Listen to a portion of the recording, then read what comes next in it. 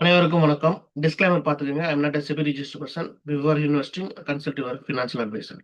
சரி, இப்போ நம்ம வந்து 2 ஸ்டாக்ஸ பத்தி அனலைஸ் பண்ண போறோம். அதுல வந்து எது சிறந்த என்ட்ரி அப்படின்றத பத்தி பார்க்க போறோம். சரிங்களா? ஸ்டாக் ஏ, ஸ்டாக் பி. ஸோ இதுல வந்து நம்ம 2 ஸ்டாக்ஸ நம்ம நினைச்சு வச்சிருப்போம். 2மே பிரேக் அவுட் ஆயிருக்கும். ஆனா நம்ம வந்து தவறான ஒரு ஸ்டாக்ஸ்ல போயிட்டு, ஓகே இதுதான் மேல போகுதுன்னு சொல்லிட்டு நம்ம இன்வெஸ்ட்மென்ட் பண்ணி மாட்டிப்போம். ஸோ அந்த மாதிரி தவறுகள பண்ணக்கூடாது அப்படின்ற நோக்கம் தான் இந்த பதிவு. ஸோ கடைசி வரைக்கும் பாருங்க. நான் எது நல்ல என்ட்ரின்றத சொல்றேன். ஃபர்ஸ்ட் சாம்பிள் ஏ எடுத்திருக்கிறேன். இந்த ஸ்டாக்ஸ் வந்து ஏ ஸ்டாக்ஸ்ன்னு வச்சுப்போம்.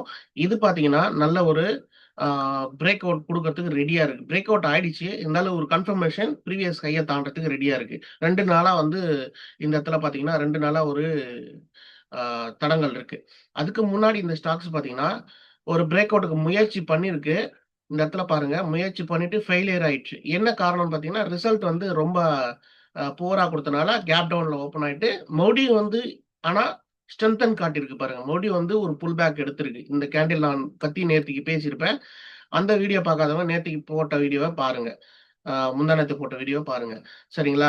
இந்த மாரி ஹேமர் கேண்டில் போட்டா என்ன நடக்கும்ன்றத நான் சொல்லியிருப்பேன்.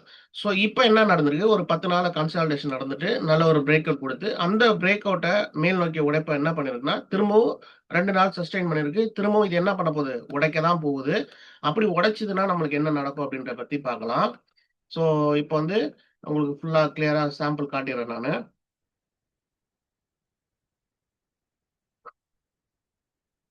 இப்ப இந்த இடத்துல ஒரு வேள நம்ம என்ட்ரி எடுக்கிறோம்னு வச்சுக்கோங்க. பிரேக் அவுட் ஆகி என்ட்ரி எடுக்கிறோம்னா, நம்ம என்ன பண்றது? ஸோ, அதுக்கான ஸ்டாப் லாஸ இங்க வைப்போம். கண்டிப்பா நம்மகிட்ட காசுக்கு ஏத்த மாரி ஸ்டாப் லாஸ் எவ்வளோ இருக்கோ, அதுக்கு ஏத்த மாரி இங்க கிட்டக்க வைப்போம். இல்ல நம்மளுக்கு கொஞ்சம் பணம் இருக்குன்னா, நம்ம என்ன பண்ணுவோம், வெயிட் பண்றோம். நம்மளால ஒரு எக்ஸ்ட்ரா ஒரு 5% எக்ஸ்ட்ரா வெயிட் பண்ண முடியும்னா, ஸ்டாப் லாஸ இங்க போடுவோம். ஓகேவா? ஸோ, இதுதான் ப்ரொசீஜர். ஸோ, நம்ம என்ன பண்ணுவோம், நம்மளுடைய டார்கெட் எங்க பிக்ஸ் பண்ணுவோம்னா, கரெக்ட்டா அந்த ரெசிஸ்டன்ட் பாயிண்ட் கிட்ட இருக்குது. அந்த டார்கெட்ட நம்ம அங்க பிக்ஸ் பண்ணலாம். ஸோ இதுல பார்த்தீங்கன்னா, இந்த மாரி ஏ ஸ்டாக்ஸ்ல ஏ அ கேட்டகரி ஸ்டாக்ஸ்ல நம்மளுக்கு வந்து டார்கெட் வந்து கரெக்ட்டா தெரியும். இவ்வளோதான் போப்போது அப்படின்றது தெரியும். அங்க வந்தோம்னா நம்ம ஒரு ஸ்விங் எடுத்துட்டு அ ப்ராஃபிட்ட புக் பண்ணிட்டு வரப்போறோம். சரிங்களா? இதுல வந்து 75% சான்ஸஸ் இருக்கு. 25% ஃபெயிலியர் இருக்கு. சரிங்களா? ஸோ இந்த மாரி ஆப்பர்ச்சுனிட்டி கிடைக்கும்போது நம்ம இதுல தான் ட்ரை பண்ணணும் அப்படின்றது என்னுடைய ஒப்பீனியன். நம்ம அடுத்த ஒரு ஸ்டாக்ஸ பார்ப்போம். சரி பாருங்க, இதுவும் பார்த்தீங்கன்னா, நல்ல ஒரு அப் ட்ரெண்ட்ல போகக்கூடிய பதிவு தான், ஸ்டாக்ஸ் தான். ஸோ இந்த ஸ்டாக்ஸ்ல பார்த்தீங்கன்னா, இங்க வந்து நல்ல ஒரு பிரேக் அவுட் காட்டிருக்கு. ஸ்டாக்ஸ் பி எடுத்துக்கிறோம் இப்போ. இங்க பார்த்தீங்கன்னா, ஒரு நல்ல ஒரு பிரேக் அவுட் குடுத்திருக்கு. இந்த ஹைய உடைச்சு மேல போறதுக்கு முயற்சி பண்ணுது. ஸோ நம்ம அந்த முயற்சி பண்ணும்போது, இப்போ நம்ம என்ட்ரி இன்கேஸ் இந்த இடத்துல இந்த ஸ்டாக்ஸ் மேல போகணும் என்ட்ரி எடுக்கிறோம்னு வச்சுக்கோங்களேன். ஸ்டாப் லாஸ் இங்க வைப்போம். பெருசா நம்ம கொஞ்ச நாள் வெயிட் பண்ணலாம் அப்படின்னா, ஸ்டாப் லாஸ தள்ளி வைப்போம். சரிங்களா? அது பணத்துக்கு எவ்வளோ இருக்கோ, எவ்வளோ பணம் கையில இருக்கோ, அதுக்கு ஏத்த மாரி நம்ம ஸ்டாப் லாஸ நம்ம வைக்க போறோம். ஒரு ரூ. 1000 தான் எனக்கு லிமிட்னா ரூ. 1000 தான் வைக்க போறோம். ரிஸ்க் எடுக்க போறது. இல்ல எனக்கு ரூ. 3000 வரைக்கும் ரிஸ்க் எடுக்க போறேன்னா, இங்க வைக்க போறோம். சரிங்களா? இப்போ நம்மளுடைய ரெசிஸ்டன்ட் பாயிண்ட் இங்க தெரிஞ்சிருச்சு. அந்த ரெசிஸ்டன்ட் பாயிண்ட் பார்த்தீங்கன்னா, பக்கத்திலேயே தான் இருக்கு. ஆனா, நமக்கு பெருசா ஒண்ணும் அப்படியே மேல போனாலும் பெருசா ஒரு 2 நாள் ஏறும். அதுக்கப்புறமா மேபி ரிஜெக்ட் ஆவறதுக்கு வாய்ப்புகள் ஜாஸ்தி. ஆ டார்கெட் வந்து ஐடென்டிஃபை பண்ண முடியல. எவ்வளோ தூரம் போகும்ன்னு. அப்படியே ஐடென்டிஃபை பண்ணாலும் ஒரு 2 நாள் வரைக்கும் தான் பக்கத்துல தான் ரெசிஸ்டன்ட் இருக்கு. அதுல ரெசிஸ்டன்ட் தள்ளி இருக்கு. இதுல ரெசிஸ்டன்ட் பக்கத்துல இருக்கு. அதுதான் டிஃபரன்ஸ் நீங்க பார்க்கணும். ஸோ 2 நாள் ப்ராஃபிட் தான் எடுக்க முடியும். அத நீங்க கவனிச்சுக்கணும்.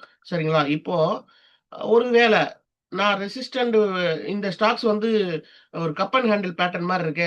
ஏன் போவாது? அப்படின்னு ஏன் டார்கெட் தள்ளி ஃபிக்ஸ் பண்ண முடியாது? அப்படின்னு கேட்கிறவங்களுக்கு நான் சொல்ற பதில் என்னன்னா, இப்போ இந்த இடத்துல ஒரு கப் அண்ட் பேட்டர்ன் மாரி இருக்கு. இந்த கப் அண்ட் ஹேண்டில் பேட்டர்ன வச்சு இந்த லெவல மெஷர் பண்ணி நம்ம என்ன பண்ணலாம்? டார்கெட்ட வைக்கலாம்.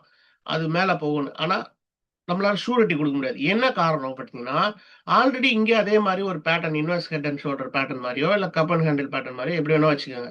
போட்டுட்டு ஃபெயிலியர் ஆயிருக்கு பாருங்க. போகல. அப்படியே கன்சால்டேஷன் ஆயி ஃபெயிலியர் ஆயிட்டு 2வது வாட்டி தான் இந்த கப் அண்ட் ஹேண்டில் திரும்ப ஸ்டார்ட் ஆயிருக்கு. அதனால தான் நம்ம வந்து இந்த ஸ்டாக்ஸ்ல ஆ ஒரு பெர்சன்டேஜ் வந்து என்னால வந்து அதிகமா குடுக்க முடியாது. மேல போகுன்ற ஷூரிட்டி நம்மளுக்கு தெரியாது. 25% தான் சான்ஸஸ் குடுக்க முடியும். 75% ஃபெயிலியர் ஆகறதுக்கு வாய்ப்பு இருக்கு. அப்படின்றது என்னுடைய ஒப்பீனியன். சரிங்களா நண்பர்களே? இப்போ புரிஞ்சிருக்கும்னு நெனைக்கிறேன். இதுவும் அப் ட்ரெண்ட் ஸ்டாக்ஸ் தான். அதுவும் வந்து ஒரு டவுன்ஃபால் வந்து ரிவர்ஸ் ஆகுற ஸ்டாக்ஸ் தான். நம்ம எதுல வந்து முதலீடு பண்ணணும்? கீழ இருந்து ஏறக்கூடிய ஸ்டாக்ஸ்ல முதலீடு பண்ணுமா? இல்ல ஹைல போன ஸ்டாக்ஸ முதலீடு பண்ண முடியுமா? இல்ல இன்வ இல்ல வந்து ஸ்விங் ட்ரேடிங் எடுக்க முடியுமான்றத நம்ம இதுல இருந்து ஒரு பாடமா கத்துக்கிறோம். சரிங்களா? சரி, இப்போ சாம்பிளுக்கு நான் அதே ஒரு ஸ்டாக்ஸ காட்டுறேன். ஃபெயிலியர் ஆன ஸ்டாக்ஸையும், பாஸ் ஆன ஸ்டாக்ஸையும் காட்டுறேன். சாம்பிள் பிக்கான ஸ்டாக்ஸ் பார்த்தீங்கன்னா, இது ஒரு ரெக்டாங்கிள் பேட்டர்ன், ச சேனல் பேட்டர்ன். இந்த சேனல் பேட்டர்ன்ல பார்த்தீங்கன்னா, அ நம்மளுக்கு ஆல்ரெடி நான் சொன்ன மாரி, இங்க பாருங்க, உடைச்சு போகல. ஃபெயிலியர் ஆயிடுச்சு. மறுபடியும் கீழ இறங்கிடுச்சு. அதே மாதிரி ஆ நான் ஏரோ மார்க் போட்டே உங்களுக்கு காட்டிர்றேன். இங்க பாருங்க. உடைச்சு போகல, கீழ வந்துருச்சு. அதே மாரி திரும்பவும் உடைச்சு ட்ரை பண்ணுது, கீழ வந்துருச்சு. ஸோ இதனால தான் இந்த அப் ட்ரெண்ட்ல போகக்கூடிய சேனல் பேட்டர்ன் எப்ப வேணாலும் நம்மளுக்கு வந்து ஒரு ஒரு கன்சால்டேஷன் மோட்லயே போயிட்டு பிரேக் அவுட் ஆகுற மாரி காட்டிட்டு நம்மள ஏமாத்துறதுக்கு அதிக வாய்ப்புகள் இருக்குன்றத நான் புரிஞ்சுக்கிட்டேன். ஸோ இத உங்களுக்கு கன்வே பண்ணணும்னு நெனச்சேன். ஸ்டாக்ஸ் ஏ ஓட சாம்பிள் பார்க்கலாம். இப்ப ஸ்டாக்ஸ் ஏ ஓட சாம்பிள் இன்னொரு ஸ்டாக்ஸ நான் காட்டுறேன். இந்த ஸ்டாக்ஸ் பாருங்க, நம்ம எப்படி பார்த்தோமோ அதே மாரி கீழ நல்லா பிரேக் அவுட் காட்டியிருக்கு பாருங்க. பிரேக் அவுட் காட்டியிருக்கா? அந்த ஸ்டாக்ஸ் தான் பார்த்தோம். பிரேக் அவுட் காட்டியிருக்கா? அங்க 2 நாள் சஸ்டெயின் ஆச்சா? இங்கேயும் அதே மாரி சஸ்டெயின் ஆகுது பாருங்க. இப்போ உடைச்சதுன்னா எவ்வளோ தூரம் போகுதுன்றத மட்டும் பாருங்க. இந்த லைன் வரைக்கும் நம்மளுக்கு டார்கெட் வைக்கலாம். சரிங்களா? இதுதான் நண்பர்களே நான் சொல்ல வந்த விஷயம். ஸோ எது சிறந்த ஸ்டாக்ஸ்னா, கீழ இருந்து உடைச்சு மேல போகக்கூடிய ஸ்டாக்ஸ்ல வந்து நம்ம கவனம் செலுத்தணும்னா, நல்ல ஒரு ரிட்டர்ன் பார்க்க முடியும். நல்ல ஒரு என்ட்ரியாவும் நம்மளுக்கு அமையும். பக்கத்துல தான் ஸ்டாப் லாஸ் லோ ரிஸ்க்கா இருக்கும். ஹை ரிட்டர்ன்ஸ் வரக்கு வாய்ப்பு இருக்கு. ஸோ மேல இருக்கக்கூடிய ஸ்டாக்ஸ்ல நம்ம பண்ணோம்னா கஷ்டம். ஸோ நீங்க வந்து உங்களுடைய ஒப்பீனியன கமெண்ட் பாக்ஸ்ல சொல்லுங்க. புடிச்சிருந்ததுன்னா லைக் பண்ணுங்க, ஷேர் பண்ணுங்க, சப்ஸ்கிரைப் பண்ணுங்க. நம்ம சேனல் வந்து ஒ சப்ஸ்கிரைப் பண்ணிட்டு நோட்டிஃபிகேஷன் பெல் பிரஸ் பண்ணீங்கன்னா, இது மாரி தகவல்கள் உங்களுக்கும் கத்துக்கக்கூடிய விஷயங்கள் நான் சொல்லித் தருவேன். நன்றி, வணக்கம். நம்ம அடுத்த நல்ல பதிவுல சந்திக்கலாம். Thank you so much.